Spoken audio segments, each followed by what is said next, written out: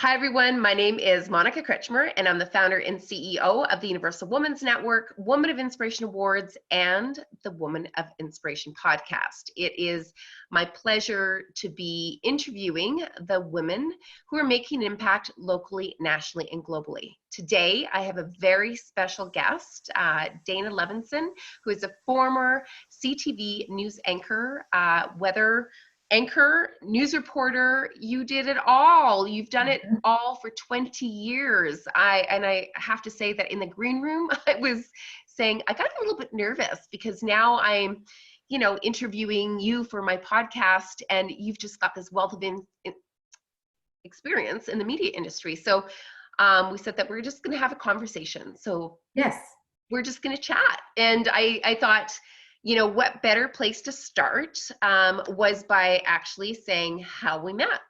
And, sure.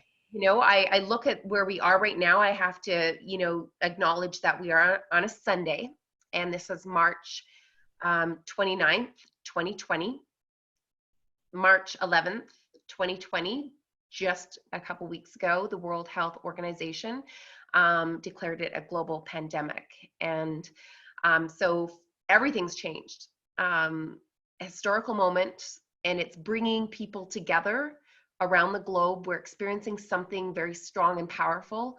And one of the reasons why I have reached out to you was that I wanted to touch base with people that could help support us in our vision to share the inspiring stories that we're sharing, Woman of Inspiration.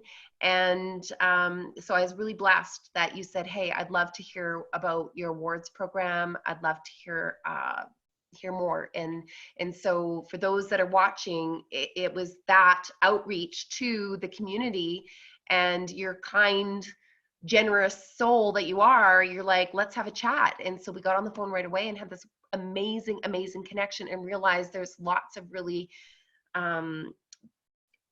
parallels in our lives that I think cemented us from that initial call. And now you're going to be involved with the awards in the fall and the Success Summit, and I couldn't be happier because you're such an inspiring woman. And so I think I'd like to start there.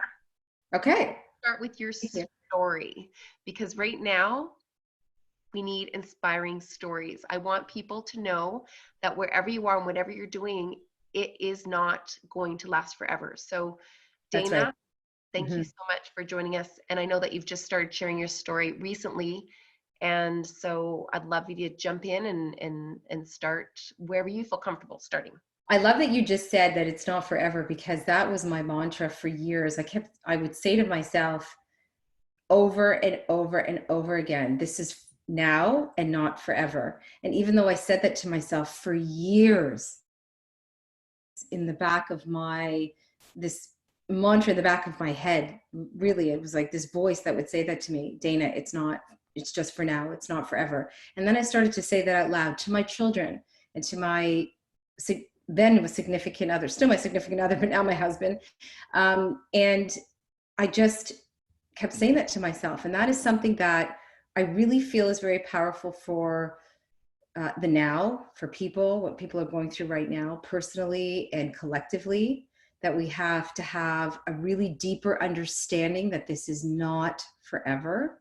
Mm-hmm. And that our personal stories that we bring to the table right now, aside from life as we know it during this pandemic, these stories will inspire people to hopefully make some significant changes as we go forward in their life. And I was saying to you before, this is a reset. Right now is our moment in history to reset. And I was able to have that reset. I gave that gift to myself about 8 months ago, about 8 months ago, I gave that gift to myself. People are starting to see that now, that they need a reset, that they need to change. And so that's what's happening. And I think it's incredible that you have selected a few to share their stories, because I'm hoping these personal journeys can really inspire people going forward. So the personal story, I truly believe that every woman has a story. Oh, do they ever? Like, hello. Yeah.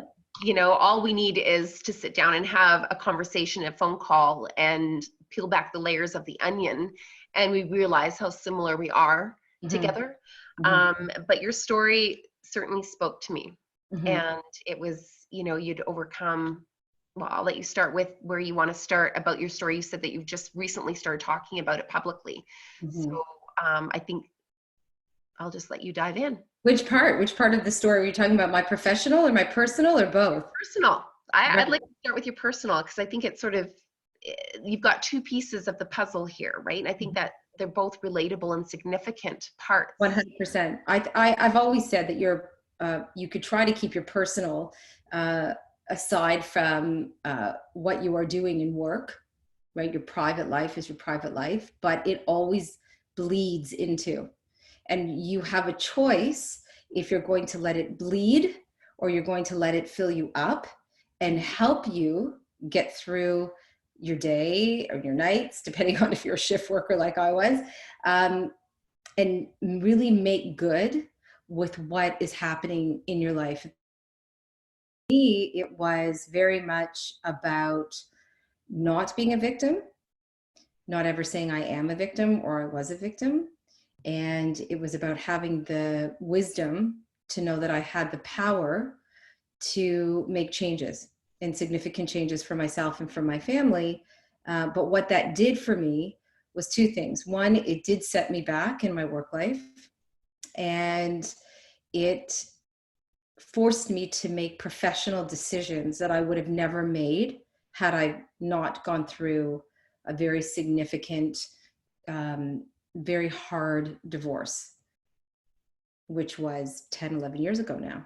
Oh gosh, even, yeah, So yeah. let's I think that's really important to talk about because you and I really related on that one because divorce, it is debilitating. Like it overnight, your life is immediately changed. Mhm. And for some women, it's worse than others. Yeah. And that's just, I mean, sugarcoating it kind of like it's just considerably more worse. Listen, am I allowed to say Yes, bad words? Okay. everything, everything. You So it, unfiltered. it's a shit show. It doesn't matter how well you get along or how amicable it is. It is the unraveling of a life that you know, and whether it's amicable or it's not fun. Mine was not amicable at the time, and it was very difficult. I had two very young children. I had a baby. He was one at the time, and my older son had just turned 4. So I had one he was still in his crib, one who was, I guess, essentially toilet trained, but boys. And I was young, and I had two young babies, and I was financially alone, financially burdened. No financial help from anyone, including their dad at the time. Well, still now, but very much then. And I had debt coming out of my eyeballs, and I was afraid, and I was alone, very afraid. And this is where we talk about professionally and personally during that time where your life got completely turned upside down. Mhm. Uh, did anybody know at work? Not in the first, I would say, month to 2 months. No one. A couple very close friends I had told, but nobody. I think it became quite obvious because I, even though I put my makeup on every day and my smile, there was something obviously about my energy that was different. So I knew I had to confront this and tell my then boss. And so I wanted to own it. And I really wanted this to be my narrative. I didn't want rumors, and I didn't want people to say things. And as soon as I said it out loud, of course, that was going to come out. But that was really the first time in my life where I had said, this needs to be mine. This is my story. This is my narrative. Nobody else's. And so I went to my then boss, and I told him. And it was very hard. It was really hard because, in so many ways, you feel like a failure. Hmm.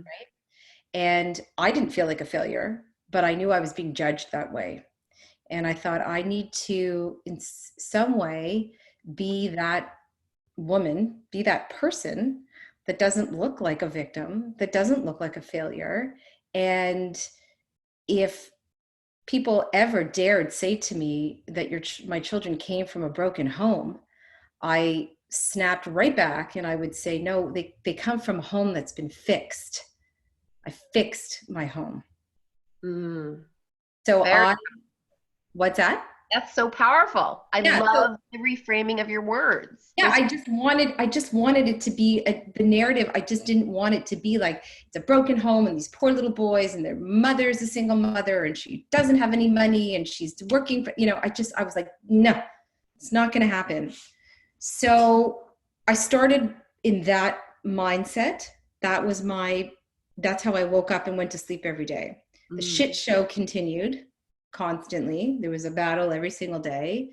And then that was one piece. But I used work really, it was such an incredible distraction for me to get up and be able to go and tell other people's stories. As a reporter, your days are absolutely jam-packed and you're going live on the news and you're writing and you're reporting and you're running around all day. And for me, it was the best distraction because I loved my work so much. So it was good for me to do that. So I was very, very grateful. But the shift work in news was crazy. To be honest, days, nights, 7-day rotations, 8-day rotations. And I had these 2 little kids. Yeah. So it was very difficult to try to figure out daycare and childcare and of course I'm dealing with divorce and all the shit that came with it and all the emotional stuff and the financial worries. And I was offered a position on the weekends.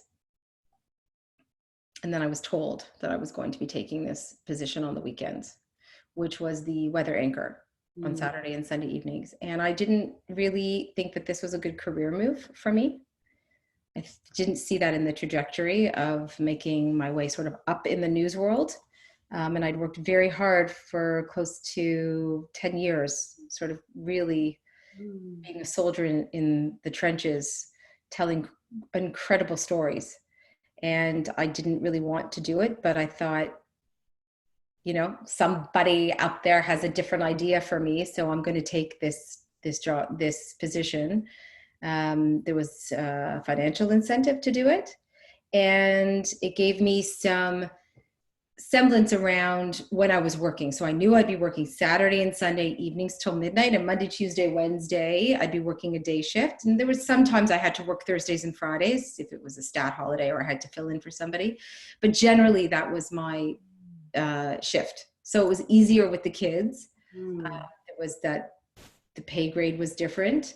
Now I was associated with a show on the weekend. My name was associated with the one show as opposed to just the whole team overall.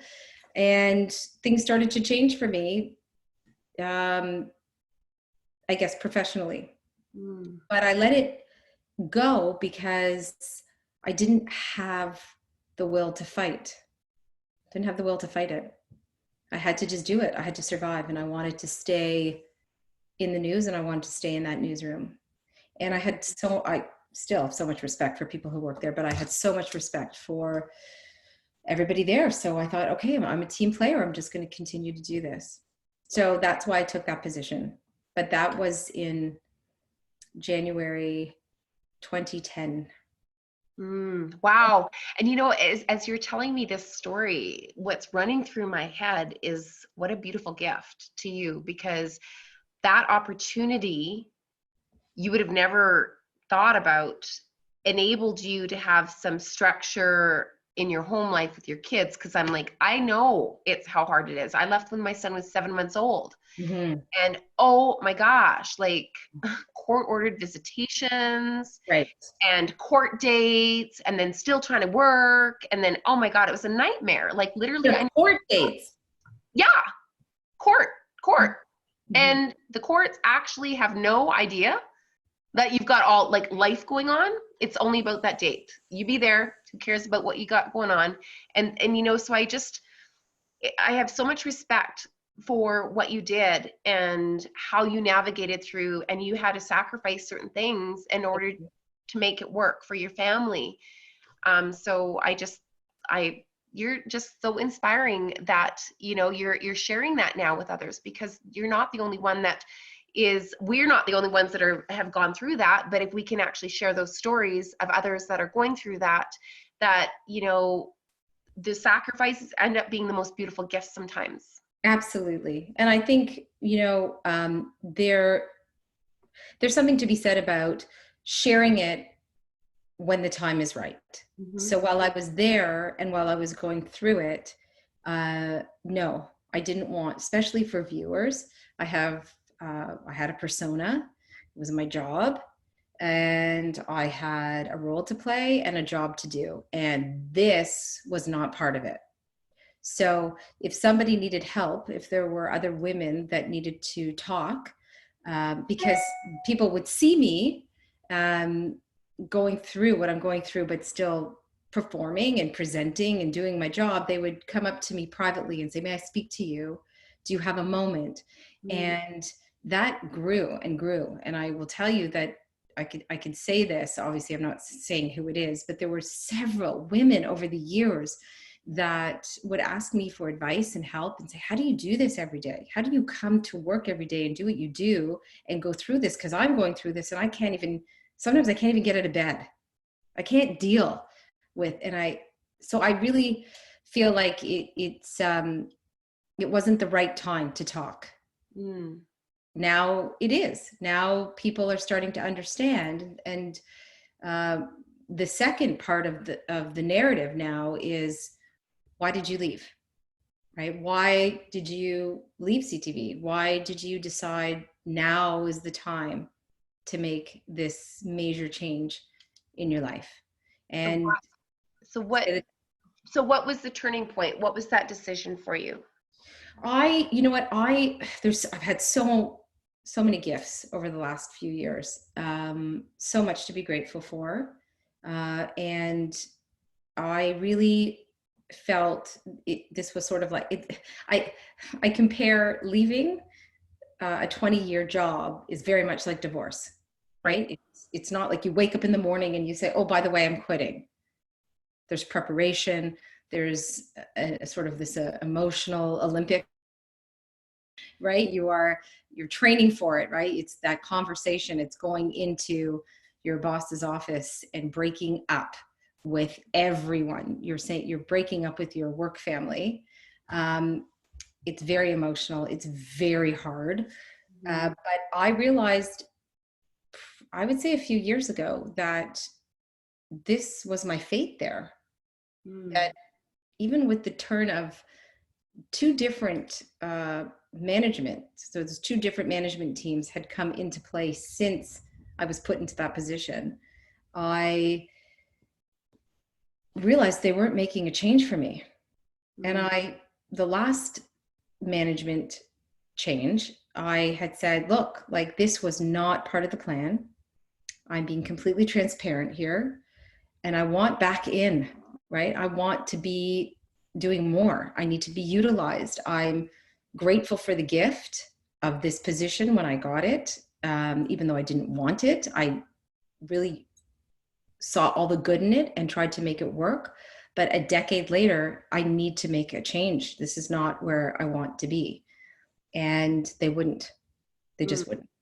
Now, I'm not angry. I understand why.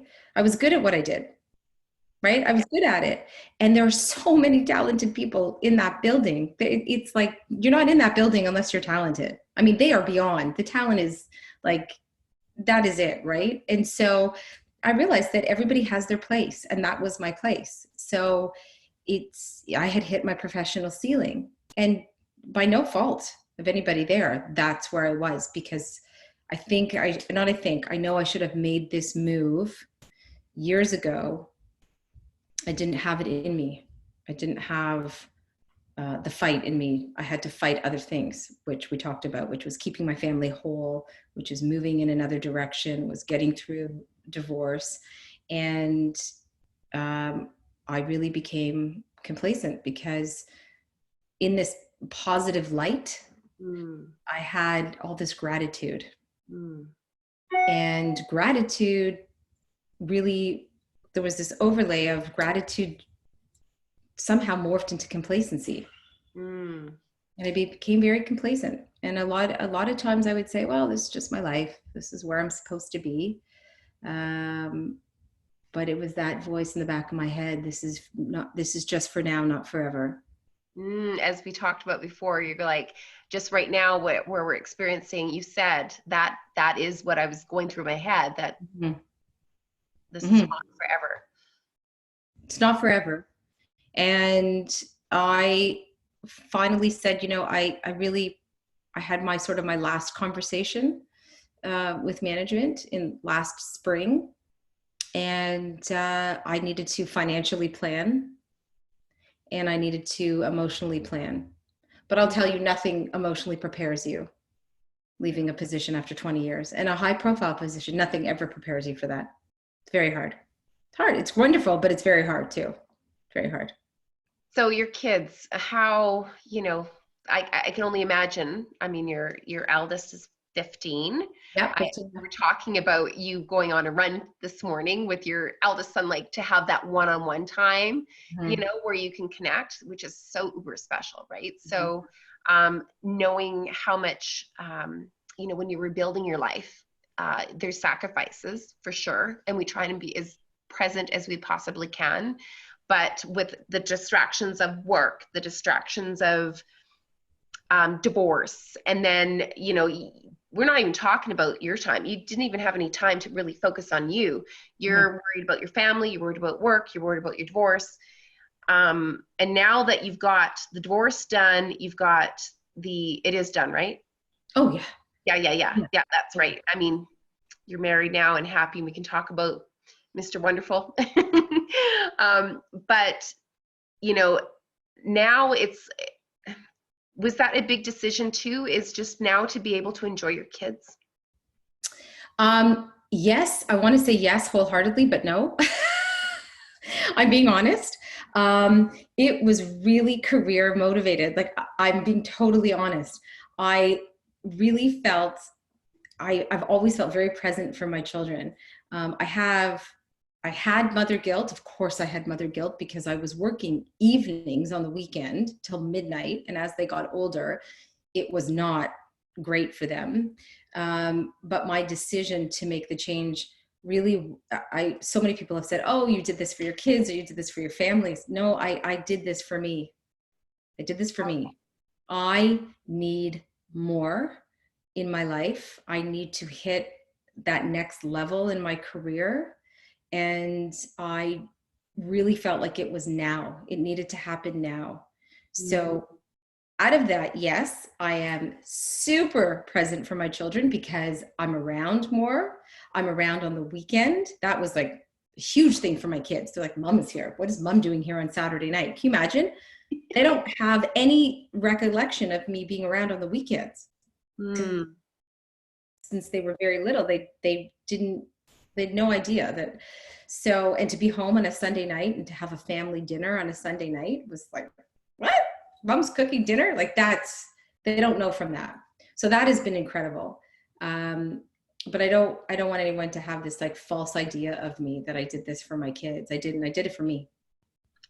And I think that's really, I love your honesty with that. It's really important that we have that certain feeling where we're actually empowered to make decisions, what's best for us. It's like, when I was a flight attendant, that safety demo, put your own mask on first prior to assisting others. Mm-hmm. Like, that is exactly, put your own mask on first prior to assisting others. And it is so empowering to hear that. And, the beautiful is that you do get to still create those memories with your family as well, right? Oh, it's amazing. And we're such a unit, right? Like, I've always said it's just me and my boys, and we're incredibly close. I'm incredibly close to my children.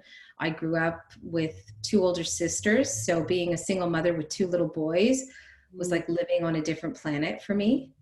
I was like, I don't know from boys. I only had sisters, all female cousins. I didn't know what to do with them, right? So it was like I learned this completely new life, and somehow they saw that, and they still see it, and they're pretty special kids, but we're very close. And now I have 3 stepkids, and they're Amazing. incredible children. Mm-hmm. You came through the other side, and I think what's really important is that your divorce was horrific. How many years did it take you to get out of it? Oh my God.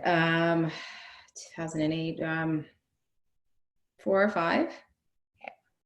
And I want to talk about coming on the other side, because as we're talking about inspiring stories, you know, single mom, 2 kids, and debt up to crazy. Like, I don't know one person that goes through a divorce that doesn't end up just completely turned over and having to rebuild from scratch.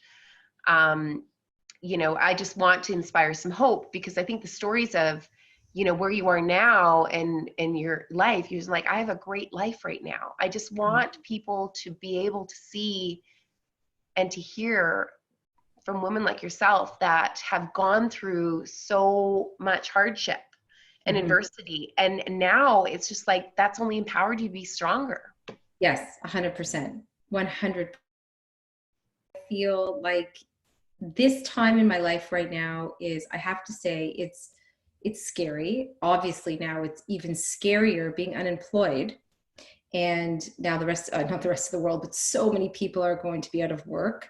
And probably a lot of people in entertainment and news, unfortunately, will be out of work over the next few months. I don't say that with concrete evidence. I'm just saying that anecdotally. I'm thinking perhaps that will happen. So I am very fearful of what is my what next. And when I stop and think about that, and anxiety is like through the roof, and I'm thinking like, when will that next job come? Perhaps it's not in entertainment. Perhaps it's not in information programming. Perhaps I have another calling. I don't know.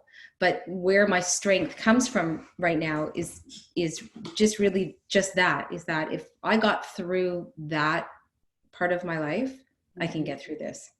Oh my God. I think that, and if we can rewind and play, that is money. That is golden. If I can get through that, I can get through anything. And like, I'm getting goosebumps, because I think there's not one person that's not watching this or listening or viewing when we get the Woman of Inspiration podcast out that cannot relate to that. And I think that right now, if you're stuck and if you're feeling like this is God, this is just such a horrible, horrible time, just know that you're going to get through it. And that this will be the moment that you're going to go back to when something else comes as a roadblock. That's right. Exactly. You're going to draw from that time in your life and find your strength. Often I said, I wish I could just push fast forward. That analogy a lot in that time of my life. I just want to push fast forward. I just want to be happy. I want to be settled. I don't want to be in debt. I want to be able to feed my children and not feel stressed about it. Like, there was just all of it.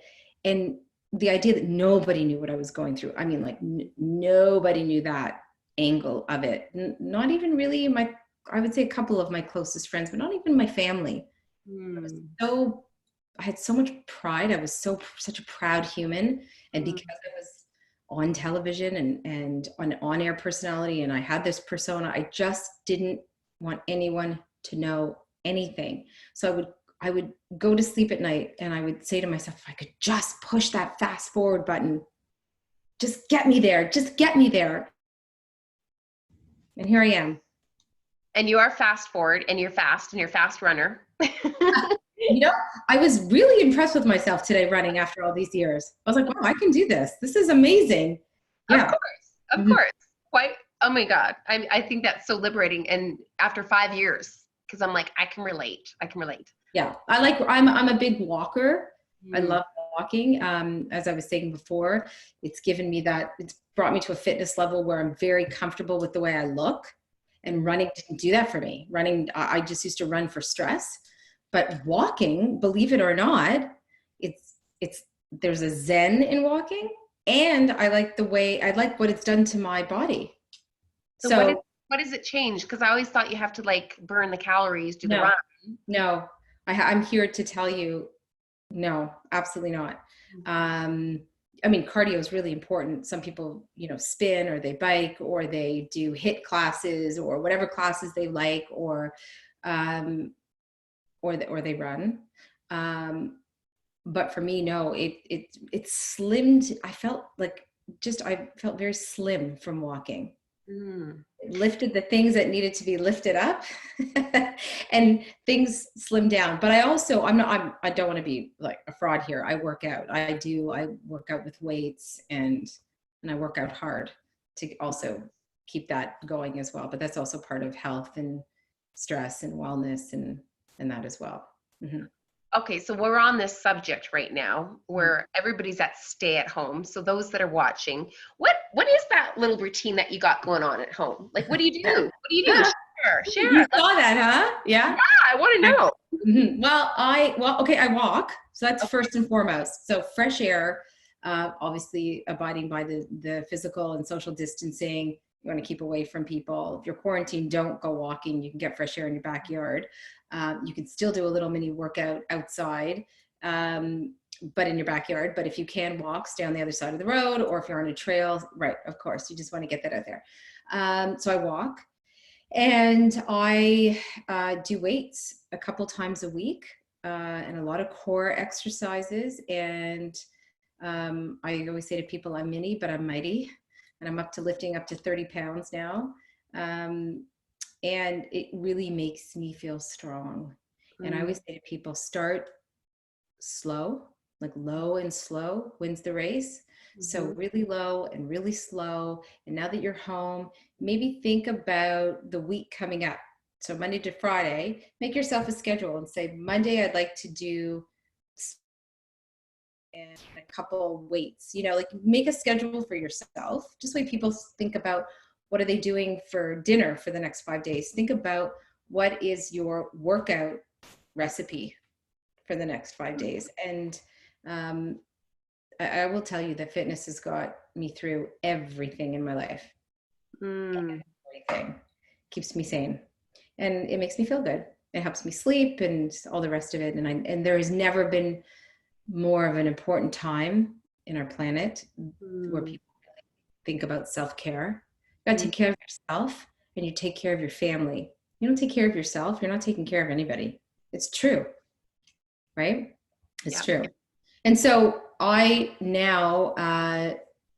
really focused now on, I launched a digital series. I think we talked about that. It's called On the DL.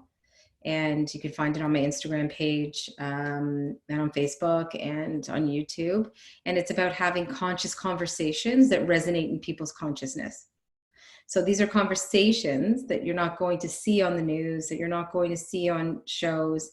I'm hoping it will morph into a podcast, because people have told me that they're listening to it, not actually watching the video, or they're listening to it while they're walking or they're in the car. And I love that. So I have to make that into a podcast. But and I'm really speaking with some really incredible people that are telling me some incredible stories. Really. Amazing. Yeah. Well, so now you'll have to invite me onto your show. For sure. Have a talk where you can interview me. Well, you're coming to Toronto. Yes, of course. Right. That would be incredible. That would be incredible. You tell me the date. Yeah, anytime. We will just make it happen. I think that even in the meantime, do you have to be in person to do that? Well, that's what I've been doing. I've set up a set in my home. Part of it was I wanted to invite people in. People have been so incredibly good to me over the years. When I say people, viewers, followers, they've been so engaged and so good to me that I felt like it's like, come on into my house and have coffee with me, or a glass of wine, or whatever it is with the person who's there. I wanted people in my home. It was my way of saying thank you. And so I invited people in. Amazing. Love it. Love it. Okay. So in person, yes. Yes. But I'm figuring out a way now. I am figuring out a way to do this at more as an audio or a podcast like this. I am figuring it out. It's easier, I think. Yeah. Well, I can't wait to be a part of it at whatever level you just, let's just make it happen, and love to be able to serve you in that way as well, and help you and help support you, and excited about the journey ahead. I could not, what an amazing blessing it was, to have this connection with you. And Isn't it interesting that everything happens for a reason? it's, I Go just, on. when I see you, I'm going to give you a string. And the string is going to have a little knot in it, but it's off of like a great big spool. And I cut off, and I don't know that I told you about the string, but No. when I was kind of going through everything, I had this thought that I'm like, everything that is actually happening to us is for a reason and a purpose. And I'm so, like, I believe in the universe. I'm guided by some bigger source, and I know I'm on my path. And every single person that I am connected with is significant. That's And incredible. so that spool was when I was kind of, sharing my story for the first time, and just a tidbit of it, not the whole story, just a little bit. And I had cut off strings, and I'd given it to people, and I said, you know what? We're all connected here for a reason and a purpose. Take that and put it in your wallet, so that when you meet somebody, it's a daily reminder that everybody that you meet is on purpose. And then I was meeting this like thought leader, and I was like, okay, we did one event with that, so like we don't need to do that anymore. And he said, no, you need to do it every single time. Wow. So as I build and grow over the past 6 years, every single event that I do, I always put a little string underneath the card at each place setting at every one of my events that I've done. That's And amazing. I'm able to put it in the wallet. Oh my God. It is. That's amazing. That So is I'm actually going to mail it to you. amazing. Really? Yeah, I'm going to mail it to you. And you're connected to Michelle Obama, Yeah. because she has What? one. No. Yes. Yes. And literally, I put it into my bra when I met her, because they're like, we're checking everybody through the security lines. And then I'm like going, they won't get that. Right. And I'm like, I fooled them all. So anyways, I was so excited. I was like giggling and laughing. And when I met actually Michelle, I'm like, Michelle, I have something for you. I'm like, hold on a sec. They said, No. and then I pulled it out to her, and it was like sweaty boob, and I gave it to her, and I'm like, this is so significant. Hold on, I got to tell you why. And she was like, wow. And she's like, this is so great. So when she did actually the picture, and I have this one picture which I haven't published yet, and it's 2 years almost to the day, because it was like the 23rd of March, 2018. And she actually made sure that the string was in the little shot with her arm around me. It was amazing. So significant. Just gave me chills. Right? That's amazing. There's so many amazing things that come out of every conversation. Yes. When I went through my health journey, I kept saying there has to be a reason for this. What is the purpose of this? Why am I going through this? Like, what is it? And I feel like now it's starting to happen. That propelled me to take a position I didn't want, which propelled me to make changes, which made me make my huge life change where I am now, which I've actually hashtagged on a series on Instagram called Change Journey, where I've been documenting and sort of like this vlog diary for people to see what I've been going through. And I feel like this is becoming a purpose for me, that every part of your journey lends itself to the next, and you don't see it when you're in it. And that's the inspiration that women need to hear. Right? Yeah, absolutely. I couldn't agree. That's why we are so connected. Mm-hmm. Like, we are mothers from another mother, soul sisters. Exactly. Right. Now, I think it's really important, though. I do want people to, if they're listening, and thank you for listening to my story. I'm humbled. I do want people to know that I did fall in love for reals with the right person. Because I do say, I do call him my first love, because this is my first real love. And this is the person I'm going to be with for the rest of my life, because he is the guy. And that's the happy ending, right? And I never thought that I would ever get there, and not that love defines who you are, but it certainly fills you up. And when you're filled up, you can start to define anything you want. And so I've always said, I don't need Kevin, but I need to feel love, and I need to love someone back. So I do need him for that reason. And there is a lot of happiness in my life. And I when I talk about what my life looked like a decade ago, it seems so foreign to me. I'm not the same human being. I'm not the same woman. So that's why I can talk about it so matter of factly, almost unemotively, but I'm a much different person. And I did find happiness.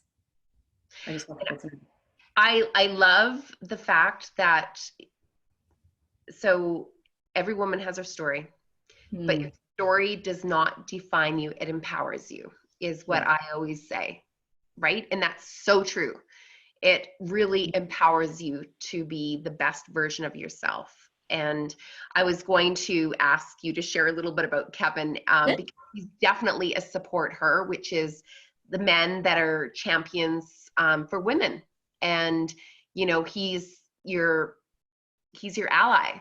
And, you know, so now you have the opportunity, maybe share with just everybody that's watching today, you have an opportunity to support him, and he's frontline in the healthcare industry. He's frontline with COVID now. Yeah. So maybe you can share a little bit about what you're doing to share his story and share the journey. Yeah, so he's an extraordinary human. I'm not just saying that because I love him and he's my husband, but he is an extraordinary human. And I think he represents the bulk of doctors and nurses and frontline healthcare workers in our country. They wouldn't be doing it if they didn't want to be doing it. And they don't do that job unless they want to do that job. There's so many areas of healthcare that you could choose. So to choose to be an emergency physician or an emergency nurse, it's a choice, and it's a very specific lifestyle, and it's a very specific job. And so he is frontline right now. So he's an emergency doctor, and he also works at one of the COVID clinics here in the Greater Toronto area. It's night and day, right? He's either in emerge or he's in COVID, either one or both in one day. And I don't think you get more on the front line than that. So he's assessing patients, and he's taking care of patients. And we've already had quite a few deaths in Toronto. A few have come from that emergency room. So he's already been touched by COVID already. He has seen the worst side of it already. But he still continues to get up every day like a powerhouse. Like it's his calling. He is going, you know, I keep saying to him, you're not going to cure the world. You can't cure the world. He said, no, but I can certainly help. One person at a time. Right. So like, bravo to our front line. That, you know, I've said this a million times since COVID started. Somebody up there was looking out for me and said, now is the time to make your change and go through what you need to go through in the fall, because shit's going to hit the fan on this planet, and your husband's going to be needed, and you need to be not just 100% present, you need to be 3,000 times present. I'm very focused on him and our children right now. And I'm not thinking about work. I'm thinking about how I can help. So when I'm online, I'm on social media, it is about helping. I feel it's my calling. So I've been posting short videos of Kevin's experience. And I'm from the engagement and the feedback, it seems to be people are enjoying that. Well, I think it just helps them understand that human aspect of it. And I think that, like we're doing right here, where we're sharing inspiring stories, we're talking about like something that's relatable to people. I think everybody wants something that's not doom and gloom right now. They need to see the heroes. They need to see the inspiration around it. So what you're doing right now is so needed, and, you know, and celebrating the healthcare workers as well, because there are heroes. There are new heroes.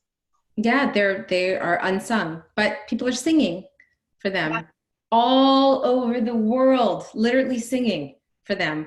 Out of And their balconies singing. yes, and tonight here in the Toronto area, well, in Ontario, at 7 o'clock, people are going outside to their front porches, to their driveways, on their balconies, and they're going to hit their pots and pans and clap for frontline workers.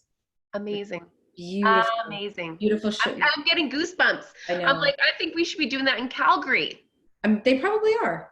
I haven't heard about it, but maybe I'll just go out and I'll do it myself, and you'll hear me. It's amazing. And I'll send you a note. I'm like, I'm just going to start it here, because why not? How powerful would it be if we could coordinate something where everybody's doing it at the same time around the world? Yeah, that would be incredible. It doesn't matter the time zone or the time of day or where you are. It needs to be the exact same time. I think you really have seen the better side of the human spirit during all of this, I believe. I do as well. I do. Like I said before, this is a reset for the planet. This is a reset for humans, individually, personally, and then collectively. And I know for myself and for my family, we are looking at things very differently right now. And I am definitely looking at things differently, and what I want going forward, and where I think my purpose is going to be. I'm not really sure exactly, but I'm hoping. I'm certainly hoping. Well, I think you're on the right path, and I'm really excited that the universe has opened up the door and provided me to get to know you on a deeper level. And I am excited for how this is going to unfold in this journey ahead, and having you part of Woman of Inspiration. I get goosebumps thinking about it, like how the events have transpired. And I'm just really looking forward to actually joining you in Toronto and doing your show. Yeah, amazing. Yeah, right. Fingers crossed. Let's see what happens. Yeah, right? I know. Yes. Yeah. Let's do that. And hopefully that happens sooner rather than later. You know, it's been a pleasure having you on the Woman of Inspiration podcast. Thank you so much, Dana, for sharing your personal journey through business and in life. And I hope that our listeners here will follow Dana. Dana, where could people follow you again, so that it's top of mind before we close? Yes. On Instagram, it's at Dana Leveson. So it's you spell my name. And on Twitter, it's at Dana Leveson TV. And on Facebook, it's at Dana Leveson. Amazing. Love it.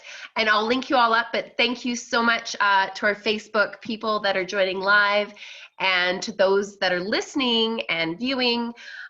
Thank you so much. And really just know that there's so many great things that are happening, and we look forward to you connecting up with us and following and finding more about Dana and her incredible work that she's doing, and then come and follow the journey of Women of Inspiration, and come join us in celebrating and nominate those Women of Inspiration in your networks, and the support hers, the men that are championing for women. So thank you so much, everybody. Have an amazing day. Be safe, wash your hands, stay home. Let's get through this together, because we are going to get through it stronger. We are. We definitely are. Heart. Yes, heart. Right. Thank you, Dana. Here's my heart. My heart. It's like mine's kind of, there we go. There. Is that good? That's great. There we go. It's my heart. Thank you, everyone. Monica, thank you so much. You're welcome.